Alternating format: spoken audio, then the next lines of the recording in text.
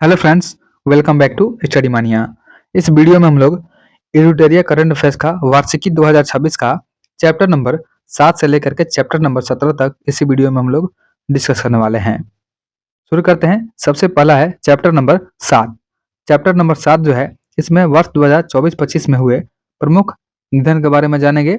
सबसे पहला नाम दिया गया है रामदरस मिश्र। देखिए, रामदरस मिश्र जो है यह हिंदी के प्रख्यात साहित्यकार हैं जिनको पद्म श्री 2025 में दिया गया है और साहित्य अकादमी पुरस्कार भी दिया गया है। सरस्वती सम्मान तथा व्यास सम्मान से भी सम्मानित किया गया है। उसके बाद है धर्मेंद्र। धर्मेंद्र जो है यह बॉलीवुड के दिग्गज अभिनेता हैं और इनका जन्म हुआ था पंजाब और इनका मृत्यु हुआ है मुंबई में। इनको पद्म भूषण दिया गया है 2012 में। लोकसभा सांसद रहे हैं 2004 से 9 के बीच में और पहली फिल्म इनकी आई थी दिल भी तेरा हम भी तेरे। याद रखेंगे तो कि पहली फिल्म जो है धर्मेंद्र की ये हो जाएगी दिल भी तेरा हम भी तेरे। नेक्स्ट है, अगला नाम है इसमें असरानी। असरानी जो है यह संबंधित है बॉलीवुड के प्रसिद्ध अभिनेता हैं और यह हास्य भूमिका के लिए ख्याति प्राप्त है इनको। इनका नाम है असरानी, तो याद रखेंगे कि असरानी जो है बॉलीवुड के प्रसिद्ध अभिनेता हैं। नेक्स्ट है, अगला है सतीश शाह। सतीश शाह जो है यह बॉलीवुड के प्रमुख अभिनेता हैं और यह भी हास्य भूमिका के लिए इनको ख्याति प्राप्त है। उसके बाद है जुबिन गर्ग। तो जुबिन गर्ग जो है यह सिंगर है, यह असम के महान गायक, देखिए असम के महान गायक और संगीतकार हैं जुबिन गर्ग। तो इनका नाम याद रखेंगे कि असम के महान गायक और संगीतकार हैं जुबिन गर्ग जिनका हाल ही में निधन हो गया है। नेक्स्ट है, उसके बाद है रवि नाइक। तो रवि नाइक जो है, रवि नाइक यह गोवा के पूर्व मुख्यमंत्री हैं रवि नाइक जिनका हाल ही में निधन हो गया है। उसके बाद है मेघनाथ देसाई। मेघनाथ देसाई जो है यह प्रसिद्ध अर्थशास्त्री जिनको पद्म भूषण 2008 में दिया गया है। तो याद रखेंगे कि मेघनाथ देसाई जो है प्रसिद्ध अर्थशास्त्री हैं जिनको पद्म भूषण दिया गया है 2008 में। नेक्स्ट है एल गणेशन। एल गणेशन यह जो है मणिपुर एवं नागालैंड के पूर्व राज्यपाल रहे हैं, इनका भी निधन हो गया है। उसके बाद है अच्युत पोद्दार। तो अच्युत पोद्दार जो है ये बॉलीवुड के प्रसिद्ध अभिनेता हैं। उसके बाद है शिबू सोरेन। देखिए, शिबू सोरेन जो है झारखंड के तीसरे मुख्यमंत्री रहे हैं, इनका भी निधन हो गया है। 8 बार यह लोकसभा में चुने गए हैं, 3 बार राज्यसभा के सदस्य भी रहे हैं और पूर्व केंद्रीय कोयला मंत्री भी रहे हैं। नेक्स्ट है, अगला है सत्यपाल मलिक। तो सत्यपाल मलिक का निधन हो गया है और यह बिहार, गोवा, मेघालय और जम्मू कश्मीर के पूर्व राज्यपाल रहे हैं। नेक्स्ट है फौजा सिंह। देखिए, फौजा सिंह जो है ये विश्व के सबसे उम्रदराज मैराथन धावक हैं, तो यह इंपॉर्टेंट है। इनका नाम याद रखेंगे कि फौजा सिंह जो है विश्व के सबसे उम्रदराज मैराथन धावक हैं। उसके बाद है जेम्स वाटसन। देखिए, जेम्स वाटसन जो है यह डीएनए के डबल हेलिक्स संरचना के सह खोजकर्ता हैं। उसके बाद है गिरिजा व्यास। तो गिरिजा व्यास जो है पूर्व केंद्रीय मंत्री एवं महिला आयोग की पूर्व अध्यक्ष रही हैं गिरिजा व्यास। उसके बाद हमारा अगला नाम है मनोज कुमार। देखिए, मनोज कुमार जो है यह अभिनेता और फिल्म निर्माता हैं और भारत कुमार की उपाधि, जन्म है इनका 14 जुलाई 1937, यानी भारत कुमार की उपाधि से इनको दिया गया था मनोज कुमार को। और इन्हें 2015 में दादा साहब फाल्के पुरस्कार भी दिया जा चुका है। उसके बाद है एम.आर. श्रीनिवासन। तो एम.आर. श्रीनिवासन जो है यह परमाणु ऊर्जा आयोग के पूर्व अध्यक्ष रहे हैं। याद रखेंगे कि एम.आर. श्रीनिवासन जो है परमाणु ऊर्जा आयोग के पहले पूर्व में अध्यक्ष रहे हैं। उसके बाद है कुमुदिनी लाखिया। तो कुमुदिनी लाखिया जो है प्रसिद्ध कथक नृत्यांगना है और इनको 2025 में पद्म विभूषण दिया गया है, इसलिए इंपॉर्टेंट है, इनको याद रखेंगे। कुमुदिनी लाखिया इनको दिया गया है पद्म विभूषण 2025 में और इससे पहले इनको पद्मश्री और पद्म भूषण भी दिया जा चुका है। नेक्स्ट है, अगले हैं पोप फ्रांसिस। तो पोप फ्रांसिस जो है यह रोमन कैथोलिक संप्रदाय के शीर्ष धर्मगुरु हैं और इनका मूल नाम है, देखिए इनका मूल नाम हो जाएगा जॉर्ज मारियो बर्गोलियो।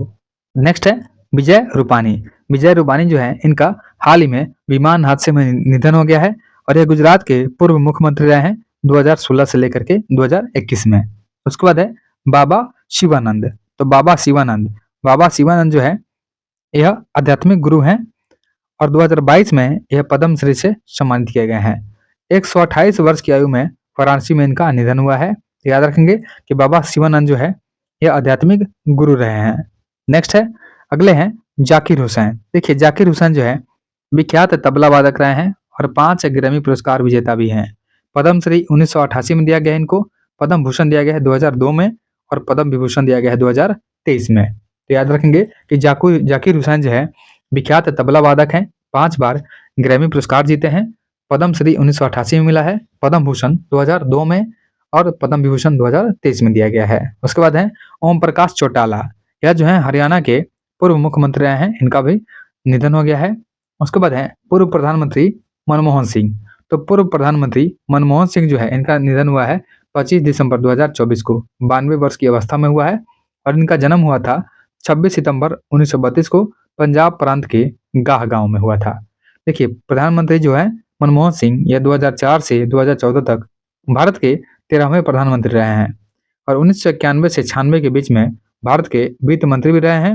1998 से 2004 के बीच में राज्यसभा में विपक्ष के नेता रहे हैं और 1987 में पद्म विभूषण से सम्मानित किए गए थे। उसके बाद है डॉक्टर के कस्तूरी रंगन। तो डॉक्टर के कस्तूरी रंगन जो है यह प्रसिद्ध भारतीय अंतरिक्ष वैज्ञानिक हैं। इसरो के अध्यक्ष रहे हैं 1994 से लेकर के 2003 के बीच में। योजना आयोग के पूर्व सदस्य रहे हैं 2009 से लेकर के 2014 के बीच में और पद्मश्री दिया गया है इनको 1982 में। पद्म भूषण 1992 में दिया गया है और पद्म विभूषण 2000 ईस्वी में दिया गया है। उसके बाद है विवेक देवराय। तो विवेक देवराय जो है प्रधानमंत्री के आर्थिक सलाहकार परिषद के अध्यक्ष रहे हैं विवेक देवराय। उसके बाद है शारदा सिन्हा। शारदा सिन्हा जिनका हाल ही में निधन हो गया है, यह लोक गायिका है, बिहार कोकिला के नाम से प्रसिद्ध है शारदा सिन्हा और इनको दिया गया है पद्मश्री 1991 में। 1991 में पद्मश्री दिया गया है, पद्म विभूषण दिया गया है 2018 में और पद्म भूषण दिया गया है 2018 में और पद्म विभूषण दिया गया है 2025 में। उसके बाद है रतन टाटा। देखिए रतन टाटा जो है टाटा सन्स के पूर्व चेयरमैन है रतन टाटा, इनका भी हाल ही में निधन हो गया है और पद्म भूषण मिला है इनको 2000 में मिला है पद्म भूषण, पद्म विभूषण 2008 में इनको दिया गया है। उसके बाद है गोदावरी दत्त। गोदावरी दत्त जो है यह मिथिला पेंटिंग से संबंधित है और 2019 में पद्मश्री से सम्मानित किया गया है। उसके बाद है सुशील कुमार मोदी। देखिए सुशील कुमार मोदी जो है यह बिहार के पूर्व उप मुख्यमंत्री रहे हैं, बिहार के पूर्व उप मुख्यमंत्री रह चुके हैं और पहली बार 2005 में यह चुने गए थे। 1990 में पटना कुमरार विधानसभा क्षेत्र से निर्वाचित हुए हैं और 2020 में राज्यसभा के लिए निर्विरोध चुने गए हैं और मरणोपरांत इनको पद्म भूषण दिया गया है 2025 में। अगला टॉपिक है हमारा टॉपिक नंबर 8 है प्रधानमंत्री नरेंद्र मोदी को प्राप्त विभिन्न देशों का सर्वोच्च राजकीय सम्मान। सबसे पहले इसमें नाम है ओमान का। देखिए ओमान ने जो सम्मान दिया है उसका नाम है the first class of the Order of Oman और यह दिया गया है 18 दिसंबर 2025 को। उसके बाद है इथोपिया। इथोपिया के द्वारा दिया गया है प्रधानमंत्री मोदी को ग्रेट ऑनर निशान ऑफ इथोपिया जो 17 दिसंबर 2025 को प्रदान किया गया है। उसके बाद देखते हैं अगला है नामीबिया। नामीबिया का सम्मान मिला है प्रधानमंत्री मोदी को order of the most ancient welwitschia mirabilis जो कि जुलाई 2025 में प्रदान किया गया है। उसके बाद ब्राजील ने दिया है grand collar of the national order of the southern cross, जुलाई 2025 में यह भी दिया गया है। उसके बाद है त्रिनिदाद एवं टोबैगो ने प्रदान किया है प्रधानमंत्री मोदी को order of the Republic of Trinidad और टोबैगो, जुलाई 2025 में। घाना ने दिया है officer of the Order of the star of the घाना, जुलाई 2025 में दिया है। उसके बाद है साइप्रस। देखिए साइप्रस ने प्रधानमंत्री मोदी को दिया है grand Cross of the Order of Makarios 3, ये जून 2025 में दिया गया है। और उसके बाद श्रीलंका ने प्रधानमंत्री मोदी को मित्र विभूषण से सम्मानित किया है अप्रैल 2025 में। वहीं मॉरिशस की बात करते हैं तो मॉरिशस ने प्रधानमंत्री मोदी को order of the star and की ऑफ इंडियन ओशन दिया है, यह मार्च 2025 में दिया है। कुवैत जो है कुवैत ने प्रधानमंत्री मोदी को द ऑर्डर ऑफ मुबारक अल कबीर दिया है दिसंबर 2024 में। वही बात करते हैं गुयाना का, तो गुयाना ने प्रधानमंत्री मोदी को the Order of excellence of Guyana दिया है नवंबर 2024 में। नेक्स्ट है अगला है बारबाडोस। देखिए बारबाडोसा ने प्रधानमंत्री मोदी को दिया है honorary order of freedom of Barbados, यह मार्च 2025 में दिया है। डोमिनिका रिपब्लिक ने प्रधानमंत्री मोदी को दिया है डोमिनिका अवार्ड ऑफ ऑनर नवंबर 2024 में। उसके बाद है नाइजीरिया। नाइजीरिया ने प्रधानमंत्री मोदी को दिया है grand commander of the Order of the niger, यह नवंबर 2024 में प्रदान किया है। उसके बाद है रूस। रूस ने प्रधानमंत्री मोदी को order of Saint Andrews the Apostle दिया है और इसका घोषणा किया था 2019 में, या जुलाई 2024 में प्रदान किया गया है। उसके बाद है ग्रीस। ग्रीस ने प्रधानमंत्री मोदी को Grand Cross of the Order of Honour दिया है 2023 में। नेक्स्ट है, अगला देखते हैं, अगला है फ्रांस। फ्रांस ने प्रधानमंत्री मोदी को Grand Cross of the Legion of Honour दिया है 2023 में। और मिस्र ने प्रधानमंत्री मोदी को ऑर्डर ऑफ द नाइल दिया है 2023 में। अगला है पापुआ न्यू गिनी। तो पापुआ न्यू गिनी ने प्रधानमंत्री मोदी को grand companion of the Order of लोगोहू दिया है 2023 में। उसके बाद है फिजी। फिजी ने प्रधानमंत्री मोदी को companion of the Order of the Fiji दिया है 2023 में। उसके बाद है पलाऊ गणराज्य। तो पलाऊ गणराज्य ने प्रधानमंत्री मोदी को एबाकल award by the Republic of Palau दिया है 2023 में दिया है।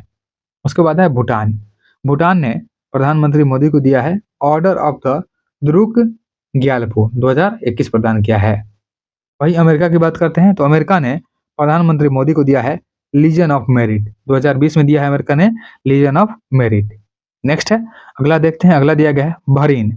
बहरीन ने प्रधानमंत्री मोदी को सम्मानित किया है King Hamad Order of the Renaissance से 2019 में। उसके बाद है मालदीव। मालदीव ने प्रधानमंत्री मोदी को दिया है रूल ऑफ निशान इजुद्दीन 2019 में दिया है। यूएई ने प्रधानमंत्री मोदी को ऑर्डर ऑफ जायद दिया है 2019 में दिया है। रूस ने Order of Saint Andrews the Apostle दिया है 2019 में, यानी 2019 में घोषणा किया गया था। उसके बाद है फिलिस्तीन। फिलिस्तीन ने प्रधानमंत्री मोदी को दिया है स्टेट ऑफ फिलिस्तीन का ग्रैंड कॉलर, यह 2018 में प्रदान किया गया है। अगला टॉपिक है टॉपिक नंबर 9, प्रधानमंत्री राष्ट्रपति दोनों की विदेशी यात्राएं। देखिए प्रधानमंत्री नरेंद्र मोदी की विदेश यात्राएं सबसे पहले दिया गया है, सबसे पहले तिथि दिया गया है, डेट है, उसके बाद विभिन्न देश दिया गया है। 15 से 18 दिसंबर 2025 को जॉर्डन, इथियोपिया और ओमान की यात्रा पर गए थे प्रधानमंत्री। उसके बाद है 21 से 23 नवंबर 2025 को प्रधानमंत्री गए थे दक्षिण अफ्रीका की यात्रा पे। 11 से 12 नवंबर 2025 को प्रधानमंत्री मोदी गए थे भूटान की यात्रा पे। उसके बाद देखते हैं, अगला है 28 अगस्त से लेकर के 1 सितंबर 2025 तक प्रधानमंत्री गए थे जापान और चीन की यात्रा पर। 23 से 26 जुलाई 2025 में गए थे यूनाइटेड किंगडम और मालदीव की यात्रा पे। उसके बाद है 2 से 9 जुलाई 2025 को प्रधानमंत्री घाना, त्रिनिदाद और टोबैगो, अर्जेंटीना, ब्राजील और नामीबिया की यात्रा पे गए थे। उसके बाद है 15 से 19 जून 2025 को साइप्रस, कनाडा और क्रोएशिया की यात्रा पर गए थे। वही 22 से 23 अप्रैल 2025 को प्रधानमंत्री सऊदी अरब की यात्रा पर गए थे। अगला है 3 से 6 अप्रैल 2025 को प्रधानमंत्री थाईलैंड और श्रीलंका की यात्रा पर गए थे। नेक्स्ट है, अगला है कि 11 से 12 मार्च 2025 को प्रधानमंत्री मॉरिशस की यात्रा पर गए थे 11 से 12 मार्च में। और 10 से 13 फरवरी को गए थे फ्रांस और अमेरिका की यात्रा पर गए थे। इसी में राष्ट्रपति द्रौपदी मुर्मू की विदेश यात्रा के बारे में दिया गया है। राष्ट्रपति द्रौपदी मुर्मू 8 से 13 नवंबर 2025 को अंगोला और बोत्सवाना की यात्रा पर गई थी। 25 से 26 अप्रैल 2025 को इटली और वेटिकन सिटी की यात्रा पर गई थी। और उसके बाद 7 से 10 अप्रैल 2025 को पुर्तगाल और स्लोवाकिया की यात्रा पर गई थी। अगला टॉपिक है टॉपिक नंबर 10 है वर्ष 2025 में आए तूफान और चक्रवात के नाम है। देखिए सबसे पहले इसमें चक्रवात या तूफान का नाम है, उसके बाद माह का नाम दिया गया है, फिर प्रभावित क्षेत्र का नाम है, फिर उसके बाद नामकरण किसने किया है। तो सबसे पहला नाम है इसमें, देखिए दीतवाह। दीतवाह जो है चक्रवात, यह आया था श्रीलंका में और इसका नामकरण किया है यमन ने। याद रखेंगे कि दीतवाह जो है यह आया है श्रीलंका में और इसका नामकरण किया है यमन ने। तो नवंबर 2025 में दीतवाह आया है श्रीलंका में और नामकरण किया है यमन ने। उसके बाद है कालमेगी। कालमेगी आया है नवंबर 2025 में और यह आया है फिलीपींस और वियतनाम में, लेकिन कालमेगी का नामकरण किया है उत्तर कोरिया ने। उसके बाद है मेलिसा। तो मेलिसा का नामकरण किया है, नामकरण यहाँ पे ब्लैंक है, नहीं दिया गया है। मेलिसा जो है यह आया है नवंबर 2025 में। तो याद रखेंगे कि जो मेलिसा आया है यह आया है नवंबर 2025 में जमैका, क्यूबा, हैती और बहामास, यह जो है इसका प्रभावित क्षेत्र है।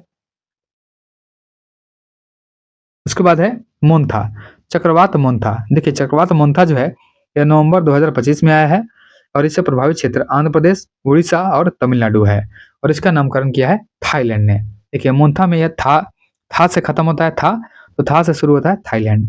उसके बाद है शक्ति, शक्ति का नामकरण किया है श्रीलंका ने। अक्टूबर 2025 में शक्ति आया था। यह अरब सागर, महाराष्ट्र और गुजरात को प्रभावित किया है। उसके बाद है मैटमो, तो मैटमो जो है चक्रवात यह आया है फिलीपींस, चीन और वियतनाम को प्रभावित किया है। अक्टूबर 2025 में आया था मैटमो और मैटमो का नामकरण किया है लाओस ने। उसके बाद है हेलोंग, हेलोंग आया था अक्टूबर 2025 में और यह आया था जापान में और इसका नामकरण किया है वियतनाम ने। उसके बाद है रगासा, रगासा तूफान, यह आया था सितंबर 2025 में ताइवान, फिलीपींस और हांगकांग तथा चीन में आया था और इसका नामकरण किया है रगासा का फिलीपींस ने। याद रखेंगे कि रगासा का नामकरण किया है फिलीपींस ने। नेक्स्ट है, अगला है अल्फ्रेड, अल्फ्रेड जो है इसका नामकरण किया है ऑस्ट्रेलिया ने और इससे प्रभावित क्षेत्र थे ऑस्ट्रेलिया के दक्षिणी पूर्वी घाट और इसका नामकरण ऑस्ट्रेलिया ने किया है। उसके बाद है जूड, देखिए जूड और चीडो दोनों जो है मेडागास्कर और मोजाम्बिक तट पे आए हैं और इसका नामकरण किया है मॉरिशस ने और यह आए थे मार्च 2025 में। उसके बाद है डिक लेडी, डिक लेडी आया है जनवरी 2025 में दक्षिण पश्चिम हिंद महासागर में और दक्षिण अफ्रीका इसका नामकरण किया है। अगला टॉपिक है, टॉपिक नंबर 13 है वर्ष 2025 में प्रमुख स्थानों के परिवर्तित नाम। यहाँ पे प्रमुख स्थानों के परिवर्तित नाम दिए गए हैं। सबसे पहले पूर्व नाम है और उसके बाद परिवर्तित नाम दिए गए हैं। देखिए सबसे पहले है महात्मा गांधी नरेगा, यानी मनरेगा का नाम चेंज करके कर दिया गया है बीबी जी राम जी, यह कर दिया गया है विकसित भारत जी राम जी। उसके बाद है प्रधानमंत्री कार्यालय, तो प्रधानमंत्री कार्यालय का नाम चेंज किया गया है और यह कर दिया गया है सेवा तीर्थ। उसके बाद है राजभवन, राजभवन का नाम चेंज किया गया है, यह किया गया है लोक भवन। और केंद्रीय सचिवालय जो है इसका नाम कर दिया गया चेंज करके कर्तव्य भवन। याद रखेंगे कि महात्मा गांधी नरेगा यानी मनरेगा का नाम चेंज करके वीवी जी राम जी किया गया है, प्रधानमंत्री कार्यालय का किया गया है सेवा तीर्थ, राजभवन का लोक भवन किया गया है, केंद्रीय सचिवालय का कर्तव्य भवन कर दिया गया है। नेक्स्ट है, अगला है औरंगाबाद रेलवे स्टेशन, तो औरंगाबाद रेलवे स्टेशन का नाम चेंज करके किया गया है छत्रपति संभाजी नगर रेलवे स्टेशन। उसके बाद है नवी मुंबई अंतर्राष्ट्रीय हवाई अड्डा, तो नवी मुंबई अंतर्राष्ट्रीय हवाई अड्डा का नाम चेंज करके डीवी पाटिल अंतर्राष्ट्रीय हवाई अड्डा किया गया है। अहमदनगर रेलवे स्टेशन का नाम चेंज करके अहिल्याबाई रेलवे स्टेशन कर दिया गया है। उसके बाद है अटल मोहल्ला क्लिनिक झारखंड, अटल मोहल्ला क्लिनिक झारखंड जो है इसका नाम चेंज करके mother Teresa advance health clinic किया गया है। उसके बाद है डिब्रूगढ़ हवाई अड्डा, तो डिब्रूगढ़ हवाई अड्डा का नाम चेंज करके डॉक्टर भूपेन हजारिका हवाई अड्डा किया गया है। खुलदाबाद शहर जो है महाराष्ट्र का, इसका नाम चेंज किया गया है और बोला गया है इसको रत्नापुर इसका नाम किया गया है। नेक्स्ट है, अगला है जलालाबाद, जलालाबाद का नाम रखा गया है परशुरामपुरी। उसके बाद है इस्लामपुर, इस्लामपुर जो कि महाराष्ट्र में है इसका नाम चेंज करके किया गया है ईश्वरपुर। गया का नाम चेंज करके गया जी कर दिया गया है। उसके बाद है सिक्यारा टनल, तो सिक्यारा टनल का नाम चेंज करके कर दिया गया है बाबा बौखनाग सुरंग। उसके बाद है बेंगलुरु सिटी यूनिवर्सिटी, तो बेंगलुरु सिटी यूनिवर्सिटी का नाम चेंज करके doctor Manmohan Singh Bengaluru city university किया गया है। फोर्ट विलियम का नाम चेंज करके विजय दुर्ग कर दिया गया है। उसके बाद है कर्नेक ब्रिज, तो कर्नेक ब्रिज का नाम चेंज करके सिंदूर ब्रिज किया गया है।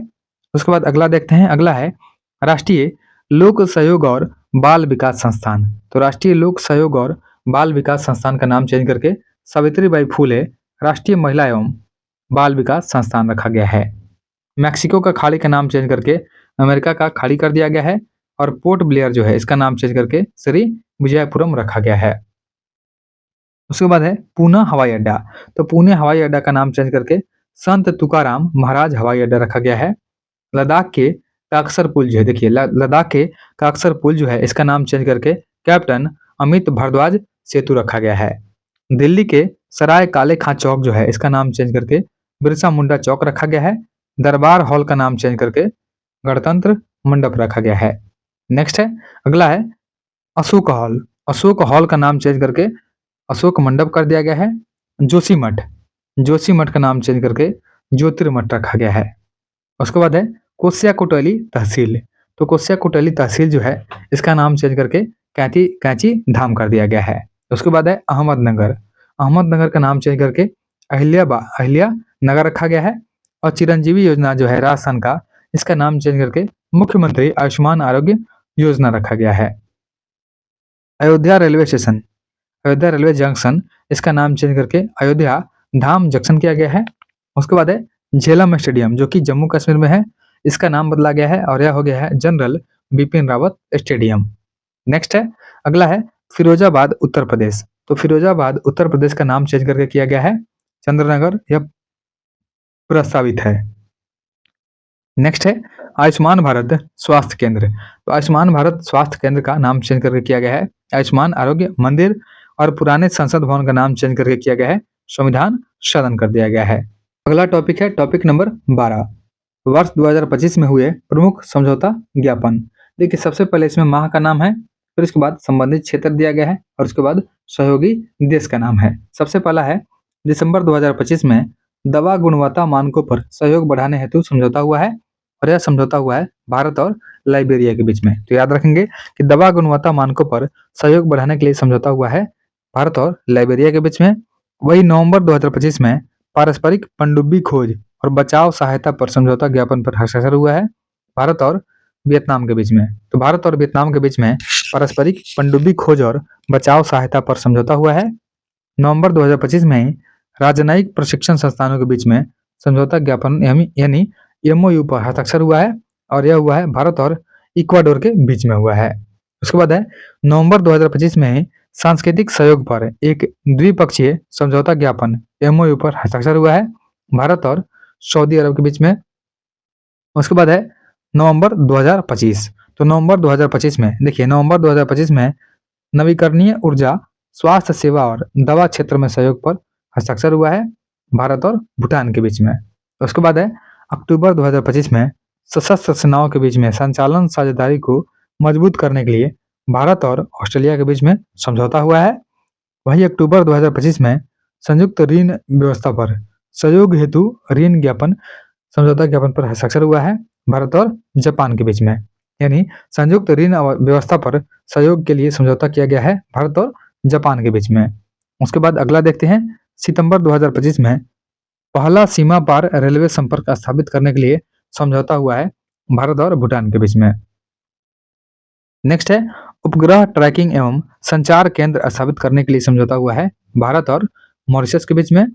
वहीं सितंबर 2025 में रक्षा सहयोग पर समझौता ज्ञापन पर हस्ताक्षर हुआ है भारत और मोरक्को के बीच में।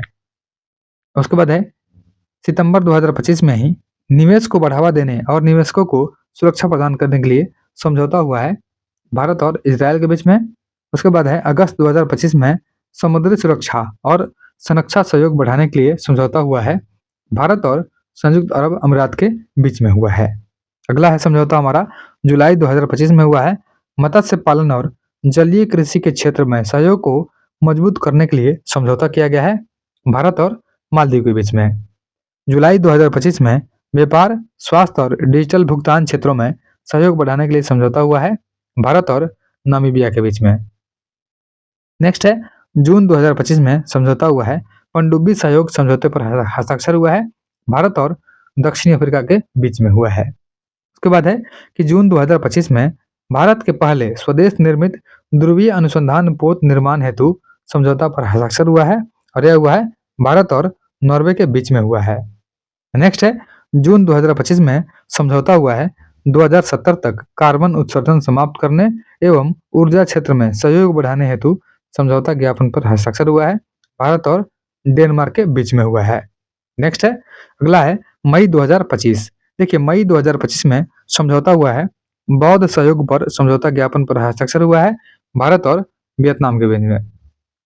उसके बाद है मई 2025, इसमें आयुर्वेद कृषि और संस्कृति 2025 से 29 पर समझौता ज्ञापन पर हस्ताक्षर हुआ है भारत और अंगोला के बीच में हुआ है। वही 26 राफेल मरीन लड़ाकू विमान खरीदने के लिए 63,000 करोड़ के समझौते पर हस्ताक्षर हुआ है भारत और फ्रांस के बीच में। लिथियम के बारे में बात करते हैं तो लिथियम अन्वेषण और खनन में उपयोग हेतु समझौता ज्ञापन पर हस्ताक्षर हुआ है।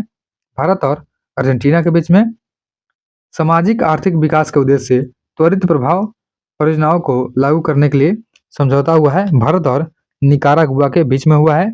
उसके बाद है लॉजिस्टिक और इंफ्रास्ट्रक्चर सहयोग बढ़ाने के लिए समझौता ज्ञापन पर हस्ताक्षर हुआ है। भारत और दक्षिण कोरिया के बीच में हुआ है लॉजिस्टिक और इंफ्रास्ट्रक्चर वाला। उसके बाद है ब्रह्मोस सुपरसोनिक क्रूज मिसाइलों के निर्यात के लिए $450 मिलियन का समझौता हुआ है भारत और इंडोनेशिया के बीच में। इससे पहले यह समझौता जो है भारत और फिलीपींस के बीच में ऑलरेडी हो चुका है।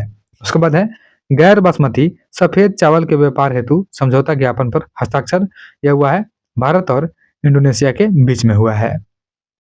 टॉपिक नंबर 13 है हाल के वर्षों में शुरू किए गए नए दिवस। देखिए सबसे पहले है आयुर्वेद दिवस।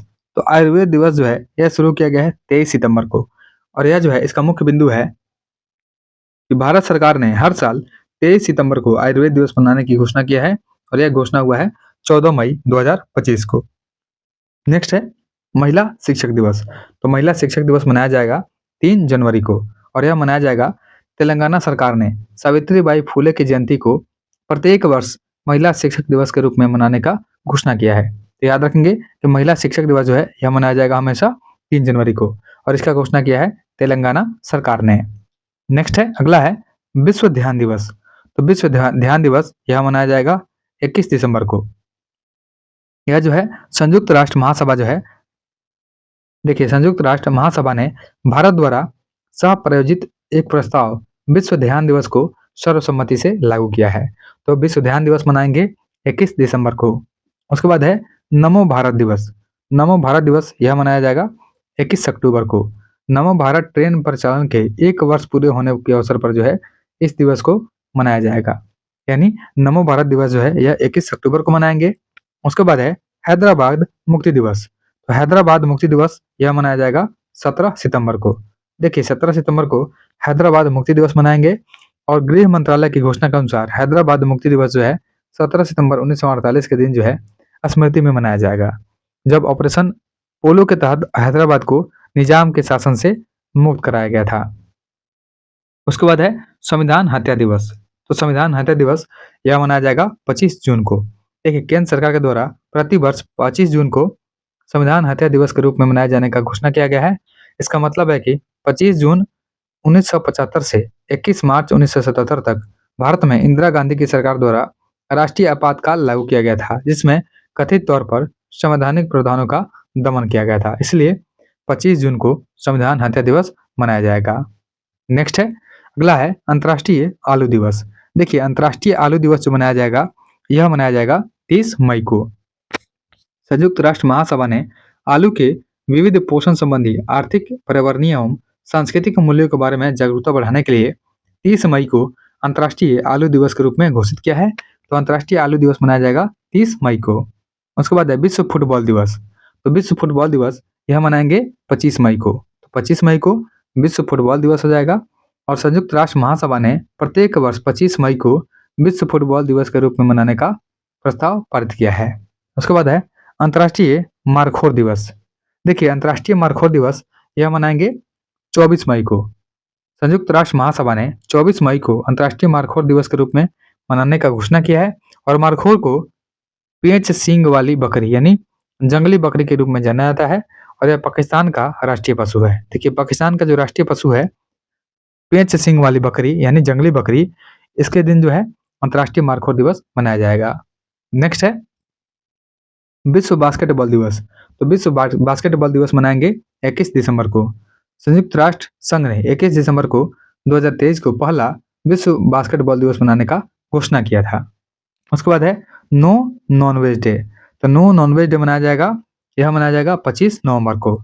यानी उत्तर प्रदेश सरकार ने साधु टीएल वासवानी की जयंती पर जो है 25 नवंबर को मांस रहित दिवस घोषित किया है।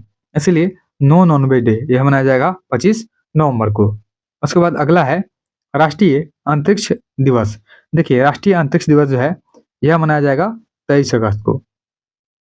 यानी चंद्रयान 3 जो है इसके चंद्रमा के दक्षिण ध्रुव पर सफल लैंडिंग के उपलक्ष्य में प्रतिवर्ष 23 अगस्त को प्रधानमंत्री नरेंद्र मोदी ने राष्ट्रीय अंतरिक्ष दिवस के रूप में मनाने का घोषणा किया है। उसके बाद है राष्ट्रीय वीर गौरव दिवस। तो राष्ट्रीय वीर गौरव दिवस मनाया जाएगा 28 मई को। महाराष्ट्र सरकार ने प्रत्येक साल वीडी सावरकर की जयंती को 28 मई यानी स्वतंत्र वीर गौरव दिवस के रूप में मनाने का घोषणा किया है। उसके बाद है समर्पण दिवस। समर्पण दिवस मनाया जाएगा 11 फरवरी को और पंडित दीनदयाल उपाध्याय के पुण्यतिथि के उपलक्ष्य में मनाया जाएगा समर्पण दिवस को। उसके बाद है राष्ट्रीय डॉल्फिन दिवस। तो राष्ट्रीय डॉल्फिन दिवस जो है यह मनाया जाएगा 5 अक्टूबर को मनाया जाएगा। राष्ट्रीय वन्य जीव बोर्ड की अस्थायी समिति ने प्रतिवर्ष 5 अक्टूबर को राष्ट्रीय डॉल्फिन दिवस मनाने का घोषणा किया है और इस दिवस के आयोजन का उद्देश्य जो है डॉल्फिन की प्रजातियों के संरक्षण के लिए जागरूकता को बढ़ाना है। नेक्स्ट है अगला दिवस देखते हैं। अगला है मैत्री दिवस। तो मैत्री दिवस जो है यह मनाया जाएगा 6 दिसंबर को और भारत और बांग्लादेश ने 6 दिसंबर को फ्रेंडशिप डे के रूप में मनाने का फैसला किया है और इस दिन जो है वर्ष 1971 में भारत ने बांग्लादेश को मान्यता दिया था, इसलिए मैत्री दिवस जो है मनाया जाएगा 6 दिसंबर को। उसके बाद है राष्ट्रीय स्टार्टअप दिवस। तो राष्ट्रीय स्टार्टअप दिवस मनाया जाएगा 16 जनवरी को। भारत में पिछले कुछ वर्षों में स्टार्टअप की संख्या में लगातार बढ़ोतरी को देखते हुए केंद्र सरकार ने 16 जनवरी को इसके लिए दिवस मनाने का घोषणा किया है। उसके बाद है पराक्रम दिवस। पराक्रम दिवस मनाया जाएगा 23 जनवरी को, यानी सुभाष चंद्र बोस की 125वें जन्म दिवस को केंद्र सरकार ने पराक्रम दिवस के रूप में मनाने का फैसला किया और प्रत्येक साल 23 जनवरी को पराक्रम दिवस के रूप में मनाया जाएगा। नेक्स्ट है वीर बाल दिवस। तो वीर बाल दिवस जो है यह मनाया जाएगा 26 दिसंबर को। प्रधानमंत्री नरेंद्र मोदी ने गुरु गोविंद सिंह के 4 पुत्रों को श्रद्धांजलि देने हेतु प्रत्येक साल 26 दिसंबर को वीर बाल दिवस के रूप में मनाने का घोषणा किया है। उसके बाद है जनजातीय गौरव दिवस। तो जनजातीय गौरव दिवस मनाया जाएगा 15 नवंबर को मनाया जाएगा। भगवान बिरसा मुंडा के जन्मदिन को अब प्रत्येक वर्ष जनजातीय गौरव दिवस के रूप में मनाने का फैसला केंद्र सरकार ने किया है। उसके बाद है विभाजन विभीषिका स्मृति दिवस। तो विभाजन विभीषिका स्मृति दिवस जो है यह मनाया जाएगा 14 अगस्त को। प्रधानमंत्री नरेंद्र मोदी ने 14 अगस्त को प्रतिवर्ष विभाजन विभीषिका स्मृति दिवस के रूप में मनाने का निर्णय लिया है, क्योंकि इसी दिन भारत तथा पाकिस्तान का विभाजन हुआ था। टॉपिक नंबर 14 है वर्ष 2025 में बने नए ब्रांड एम्बेसडर। देखिए सबसे पहले दिया गया है इसमें पारादीप फॉस्फेट्स लिमिटेड यानी पीपीएल के ब्रांड एम्बेसडर कौन बने हैं। तो पारादीप फॉस्फेट्स लिमिटेड के ब्रांड एम्बेसडर बने हैं राहुल द्रविड़। उसके बाद है यूनिसेफ इंडिया के बच्चों के अधिकारों के लिए सेलिब्रिटी एडवोकेट बने हैं कीर्ति सुरेश। उसके बाद है T20 पुरुष क्रिकेट वर्ल्ड कप 2026 के ब्रांड एम्बेसडर यह बने हैं रोहित शर्मा। याद रखेंगे कि T20 पुरुष क्रिकेट वर्ल्ड कप 2026 के ब्रांड एम्बेसडर रोहित शर्मा बने हैं। वही इंग्लिश प्रीमियम लीग जो है इसमें भारत के लिए एम्बेसडर बने हैं संजू सैमसन बने हैं। नेक्स्ट है अगला है हरियाणा राज्य महिला आयोग का ब्रांड एम्बेसडर। तो हरियाणा राज्य महिला आयोग के ब्रांड एम्बेसडर यह बनी है शेफाली वर्मा। उसके बाद है केंद्रीय स्वास्थ्य एवं परिवार कल्याण मंत्रालय के पहली मानसिक स्वास्थ्य राजदूत यह बनी है दीपिका पादुकोण। उसके बाद है अंतर्राष्ट्रीय ओलंपिक समिति के मानसिक स्वास्थ्य राजदूत। देखिए अंतर्राष्ट्रीय ओलंपिक समिति के मानसिक राजदूत जो है यह बने हैं अभिनव बिंद्रा। उसके बाद है विकसित भारत बिल्डथॉन 2025 के ब्रांड एम्बेसडर यह बने हैं शुभांशु शुक्ला। लेविज की ग्लोबल ब्रांड एम्बेसडर। तो लेविज की global brand ambassador Alia Bhatt हो जाएंगी। बिहार चुनाव के स्वीप आइकॉन नीतू चंद्रा और क्रांति प्रकाश झा हो जाएंगे। उसके बाद है नमो युवा रन अभियान के ब्रांड एम्बेसडर। तो नमो युवा रन अभियान के ब्रांड एम्बेसडर ये हो जाएंगे मिलिंद सोनम हो जाएंगे। उसके बाद अगला है जोमेटो के ब्रांड एम्बेसडर। तो जोमेटो के ब्रांड एम्बेसडर शाहरुख खान हो जाएंगे। झारखंड राज्य पर्यटन के ब्रांड एम्बेसडर। देखिए झारखंड राज्य पर्यटन के ब्रांड एम्बेसडर ये हो जाएंगे महेंद्र सिंह धोनी हो जाएंगे। ऑस्ट्रेलियाई पर्यटन अभियान के ब्रांड एम्बेसडर जो कि सारा तेंदुलकर है। याद रखेंगे कि ऑस्ट्रेलियाई पर्यटन अभियान के ब्रांड एम्बेसडर सारा तेंदुलकर है। उसके बाद है उड़ीसा सरकार के हथकरघा उद्योग के ब्रांड एम्बेसडर। तो उड़ीसा सरकार के हथकरघा उद्योग के एम्बेसडर जो बने हैं यह बने हैं माधुरी दीक्षित।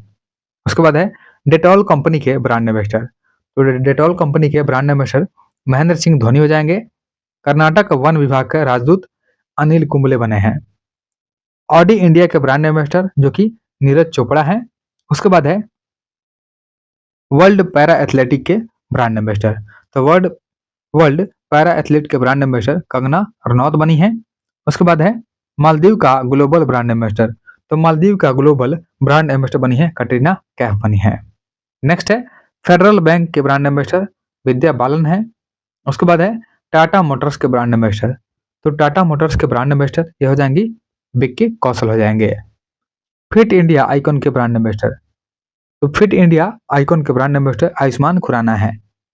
उसके बाद है टाटा मोटर्स के ब्रांड एम्बेसडर, तो टाटा मोटर्स के ब्रांड एम्बेसडर ये हो जाएंगे विक्की कौशल, यहाँ पे रिपीट हो गया, दोबारा दिया गया है। उसके बाद है स्केचर्स के ब्रांड एम्बेसडर, तो स्केचर्स के ब्रांड एम्बेसडर बने हैं मोहम्मद सिराज, उसके बाद जसप्रीत बुमराह और कार्तिक आर्यन, यहाँ पे तीनों जो है स्केचर्स के ब्रांड एम्बेसडर बने हैं। नेक्स्ट है इंडिया गेट बासमती चावल के ब्रांड एम्बेसडर, तो इंडिया गेट बासमती चावल के ब्रांड एम्बेसडर अमिताभ बच्चन है। फिक्की फ्रेम्स के ब्रांड एम्बेसडर आयुष्मान खुराना है। पूमा इंडिया के ब्रांड एम्बेसडर या पीवी सिंधु है। खो खो 2025 के ब्रांड एम्बेसडर सलमान खान है। और भारतीय साइबर अपराध समन्वय केंद्र के ब्रांड एम्बेसडर रश्मिका मंदाना है। याद रखेंगे कि भारतीय साइबर अपराध समन्वय केंद्र के ब्रांड एम्बेसडर रश्मिका मंदाना है। उसके बाद है पतन पोत परिवहन और जलमार्ग मंत्रालय, इसके ब्रांड एम्बेसडर मनु भाकर हो जाएंगे। नेक्स्ट है अगला है मध्य प्रदेश पर्यटन के ब्रांड एम्बेसडर, तो मध्य प्रदेश पर्यटन के ब्रांड एम्बेसडर बने हैं पंकज त्रिपाठी। और थाईलैंड पर्यटन विभाग के ब्रांड एम्बेसडर सोनू सूद बनाए गए हैं। अगला टॉपिक है टॉपिक नंबर 15, 18वीं लोकसभा चुनाव का परिणाम। देखिए सबसे पहला पॉइंट है हमारा कि 18वीं लोकसभा चुनाव जो है इसके चुनाव की घोषणा 16 मार्च 2024 को किया गया था और इसके साथ ही आदर्श आचार संहिता को लागू हो गया था, यानी चुनाव का घोषणा के साथ ही 16 मार्च 2024 को आदर्श आचार संहिता लागू हुआ था और यह जो है 18वीं लोकसभा चुनाव रही थी। 18वीं लोकसभा चुनाव जो है 19 अप्रैल से 1 जून तक 7 चरणों में इसका आयोजन किया गया था और इसके नतीजे 4 जून 2024 को घोषित किए गए और किसी भी पार्टी को स्पष्ट बहुमत प्राप्त नहीं हुआ। देखिए विभिन्न दलों द्वारा जीती गई सीटों के बारे में दिया गया है। सबसे पहला इसमें पार्टी का नाम, फिर सीटों की संख्या, फिर वोटों का परसेंटेज है। बीजेपी ने टोटल सीटें निकाली 240, बीजेपी के द्वारा जीता गया टोटल सीट हो जाएगा 240 जो कि 36.56% है। आईएनसी ने इंडियन नेशनल कांग्रेस ने 99 सीटें हासिल किया। समाजवादी पार्टी ने 37 सीट हासिल किया। एआईटीसी ने 29 सीट हासिल किया। डीएमके पार्टी जो है इन्होंने 22 सीट हासिल किया। उसके बाद है टीडीपी पार्टी ने 16 सीटें हासिल की और जेडीयू ने टोटल 12 सीटें हासिल की। नेक्स्ट है अगला पॉइंट देखते हैं कुल मतदान। तो कुल मतदान जो हुआ था लोकसभा चुनाव में यह हुआ था 65.79% रहा, जिसमें डाक का मतपत्र पत्र भी शामिल नहीं है। यहाँ पे ध्यान देना है इसमें जो है डाक मतपत्र पत्र शामिल नहीं है, इसके बावजूद जो है मतदान 65.79% रहा।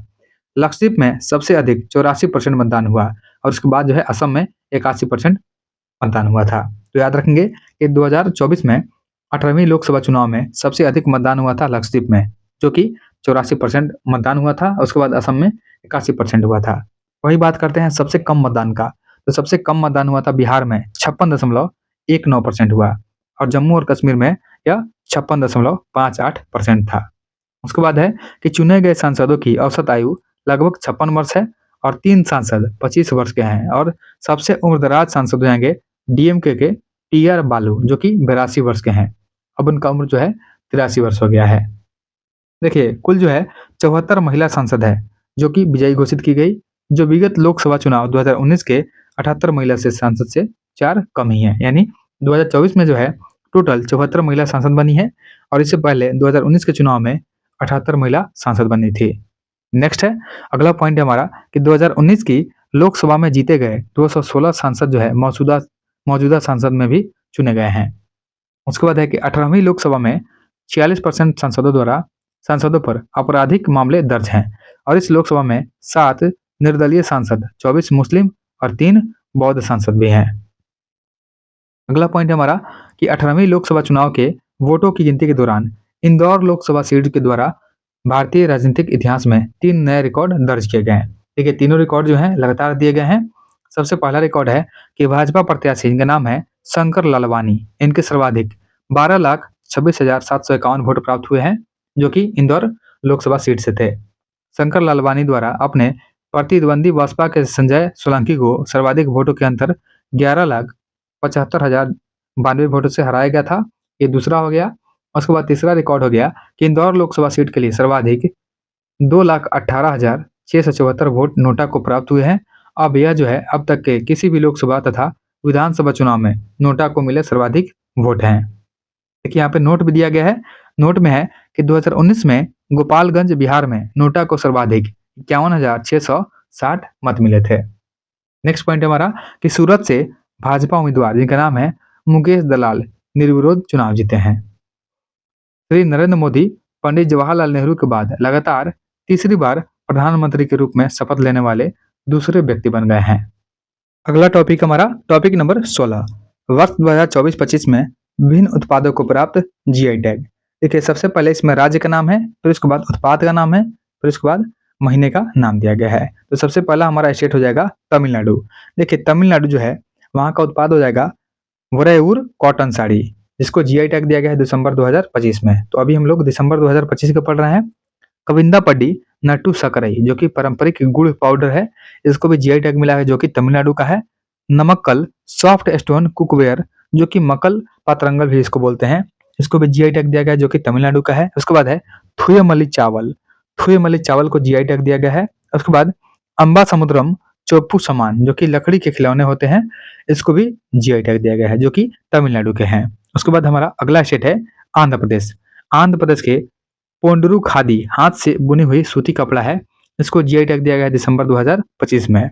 पश्चिम बंगाल का मंदारिन संतरा जो कि दार्जिलिंग में होता है, मंदारिन संतरे को जीआई टैग दिया गया है दिसंबर 2025 में। सिक्किम का तुंगबुक और पुमटोंग पुलित, देखिए पारंपरिक लेप्चा वाद्य यंत्र है, सिक्किम का है जो कि तुंगबुक और पुमटोंग पुलित, इसको जीआई टैग दिया गया है नवंबर 2025 में। उसके बाद है अरुणाचल प्रदेश, वहाँ का दाव, दाव जो है ब्लेड है जिसको जीआई टैग दिया गया है नवंबर 2025 में। उसके बाद मध्य प्रदेश के हीरा, हीरा जो है पन्ना जिले में पाया जाता है, इसको नवंबर 2025 में जीआई टैग प्रदान किया गया है। उसके बाद है गुजरात, गुजरात के अंबाजी संगमरमर, देखिए गुजरात के अंबाजी संगमरमर को जीआई टैग दिया गया है नवंबर 2025 में। गोवा के ओजोफेनी, ओजोफेनी जो है मादक पदार्थ है, यह जून 2025 में इसको जीआई टैग दिया गया है। राजस्थान के सांगरी बीन को दिया गया है जो कि एक फली है, मई 2025 में इसको जीआई टैग प्रदान किया गया है। उसके बाद है केरल का है कनडिपिया, देखिए केरल का कनडिपिया जो है आदिवासी हस्तकला है, इसको अप्रैल 2025 में जीआई टैग प्रदान किया गया है। मेघालय के रेंडिया सिल्क और खासी हैंडलूम दोनों को जीआई टैग दिया गया है अप्रैल 2025 में। उसके बाद है उत्तर प्रदेश, देखिए उत्तर प्रदेश का शहनाई, देखिए उत्तर प्रदेश का बनारसी शहनाई है और एक है तबला।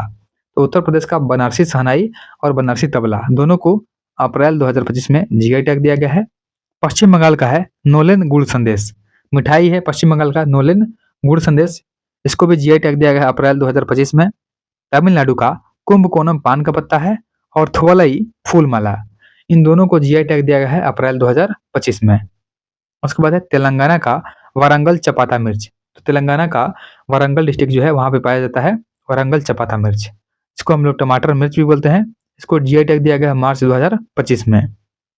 गुजरात का है सौदागरी ब्लॉक प्रिंट, इसको मार्च 2025 में जीआई टैग प्रदान किया गया है। उसके बाद देखते हैं अगला है असम, असम का जीआई टैग हो जाएगा बोडो जौ ग्वारन जो कि चावल बियर है। उसके बाद है मैब्र जो बिडवी, बोडो जौ गीसी, ये सभी चावल बियर है। उसके बाद है बोडो नफाम, बोडो नफाम जो है खाद्य पदार्थ है। बोडो ओंडला, यह भी खाद्य पदार्थ है। बोडो ग्वाखा, यह भी खाद्य पदार्थ है। बोडो नार्जी, यह भी खाद्य पदार्थ है। और बोडो अरुनाई, यह पारंपरिक वस्त्र है असम का। इन सभी को जीआई टैग दिया गया है अक्टूबर 2024 में। उसके बाद है उत्तर प्रदेश, उत्तर प्रदेश में जीआई टैग दिया गया है शामली जिले के गुड़ को, और इसे जून 2024 में जीआई टैग प्रदान किया गया है। अगला टॉपिक हमारा टॉपिक नंबर 17 है कि भारत सरकार के आगामी लक्ष्य। सबसे पहले इसमें विषय दिया गया है, उसके बाद लक्ष्य वर्ष को दिया गया है। पहला है यूरिया आयात को बंद करने का लक्ष्य, तो यूरिया आयात को बंद करने का लक्ष्य है 2025 तक। पशुधन में फुट और माउथ रोग एवं ब्रुसेलोसिस रोग जो है इस पर नियंत्रण और एवं इस रोग के उन्मूलन का लक्ष्य जो है 2030 तक है। यानी पशुधन में फुट एंड माउथ रोग को खत्म करने का का लक्ष्य जो है 2030 है, लेकिन इस पर कंट्रोल करने का जो लक्ष्य है 2025 रखा गया है। सभी गाँवों में ऑप्टिकल फाइबर बिछाने का लक्ष्य जो है यह 2025 तक रखा गया है। उसके बाद अगला लक्ष्य हमारा भारत को टीबी मुक्त देश बनाना। देखिए, भारत को टीबी मुक्त बनाने का लक्ष्य है 2025 तक। उसके बाद है पेट्रोल में एथेनॉल को 20% मिश्रित करने का लक्ष्य है 2030 का लक्ष्य है, और इस परंतु 2025 में पूरा कर लिया गया है। तो याद रखेंगे कि पेट्रोल में एथेनॉल को 20% मिश्रित करने का लक्ष्य 2030 था, लेकिन 2025 में पूरा कर लिया गया है। नक्सलवाद समाप्त करने का लक्ष्य मार्च 2026 तक रखा गया है, और भारत को $1 ट्रिलियन की डिजिटल अर्थव्यवस्था, ध्यान रखना है यहाँ पर लिखा गया है, डिजिटल अर्थव्यवस्था बनाने का लक्ष्य 2027-28 है। चंद्रयान 4 को लॉन्च करने का लक्ष्य 2028 रखा गया है। उसके बाद है 300 मीट्रिक टन इस्पात क्षमता हासिल करने का लक्ष्य। तो 300 मीट्रिक टन इस्पात क्षमता हासिल करने का लक्ष्य है 2030 तक है। नेक्स्ट है, अगला है 100 मीट्रिक टन कोयला गैसीकरण प्राप्त करने का लक्ष्य। तो 100 मीट्रिक टन कोयला गैसीकरण प्राप्त करने का लक्ष्य 2030 तक है। यहाँ पे आप लोग ध्यान देंगे, यहाँ पे कुछ गुना लिखा गया होगा या परसेंट लिखा गया होगा या तो गीगावाट मेगावाट होगा, ये सभी जो हो जाएगा 2030 हो जाएगा, क्योंकि यहाँ आप देखिए 100% मीट्रिक टन जो है कोयला गैसीकरण प्राप्त करने का लक्ष्य 2030 है। 500 गीगावाट अक्षय ऊर्जा प्राप्त करने का लक्ष्य 2030 है। उसके बाद 280 गीगावाट सौर ऊर्जा प्राप्त करने का लक्ष्य 2030 तक है। कपड़ा निर्यात को देखिए यहाँ पे 3 गुना है, 3 गुना करने का लक्ष्य 2030 तक है। कुल कार्बन उत्सर्जन में 1 अरब टन की कमी, देखिए यहाँ पे अरब टन जो है टन आ गया फिर से, तो टन की कमी 2030 तक हो जाएगा। कुल वाहन में 30% इलेक्ट्रिक वाहन को करने का लक्ष्य, तो परसेंट लग गया तो ये हो जाएगा 2030 तक हो जाएगा। उसके बाद है भारत से पूर्ण रूप से मलेरिया उन्मूलन। तो भारत से पूर्ण रूप से मलेरिया उन्मूलन का लक्ष्य है 2030 तक है, और HIV एड्स को खत्म करने का लक्ष्य इसको भी 2030 तक रखा गया है। भारतीय रेलवे को नेट जीरो कार्बन इमिशन या ग्रीन रेलवे बनाने का लक्ष्य 2030 तक है, और भारत का अपना अंतरिक्ष स्टेशन स्थापित करने का लक्ष्य 2035 तक रखा गया है। वही है अगला, चंद्रमा पर अंतरिक्ष यात्री उतारने का लक्ष्य 2040 तक है। उसके बाद नेक्स्ट है, तेलंगाना सरकार ने अपने राज्य की अर्थव्यवस्था को $3 ट्रिलियन बनाने का लक्ष्य रखा है 2047 तक। भारत की परमाणु ऊर्जा क्षमता को 1 लाख मेगावाट तक बढ़ाने का लक्ष्य है 2047 तक, और भारत को विकसित बनाने का लक्ष्य है 2047 तक। उसके बाद है हाइड्रोफ्लोरोकार्बन यानी HFC के उपयोग को 80% तक कम करने का लक्ष्य है 2047 तक। उसके बाद है भारत को ऊर्जा स्वतंत्र या आत्मनिर्भर बनाने का लक्ष्य है 2047 तक। उसके बाद नेक्स्ट है, पोत निर्माण में आत्मनिर्भरता हासिल करने का लक्ष्य 2047 है, और मुंबई शहर में शून्य कार्बन उत्सर्जन का लक्ष्य जो है यह 2050 है। भारत द्वारा नेट जीरो या शून्य कार्बन उत्सर्जन का लक्ष्य जो है 2070 तक है। तो याद रखेंगे कि भारत द्वारा नेट जीरो या शून्य कार्बन उत्सर्जन का लक्ष्य जो है 2070 तक रखा गया है।